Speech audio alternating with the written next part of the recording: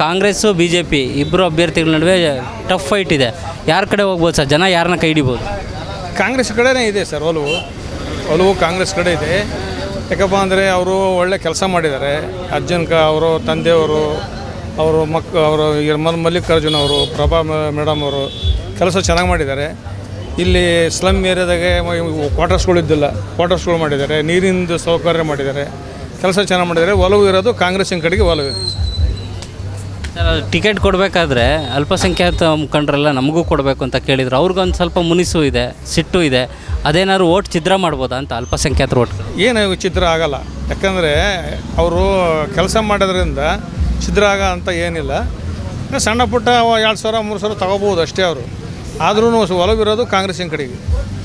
Sir, 2023 ಚುನಾವಣೆಯಲ್ಲಿ ಶಾಮನೂರು ಶಿವಶಂಕರಪ್ಪನವರು 27,000 ಓಟಿಂದ ಗೆದ್ದಿದ್ರು. ಈ ಸಲ ಸಮರ್ಥ ಶಾಮನೂರವ್ರು ಎಷ್ಟು ಅಂತರದಲ್ಲಿ ಗೆಲ್ಬೋದು?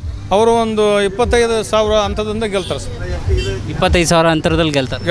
ಹಾಂ ಸರ್, 25,000 ಅಂತರದಿಂದ ಗೆಲುವು ಸಮರ್ಥಗಿದೆ.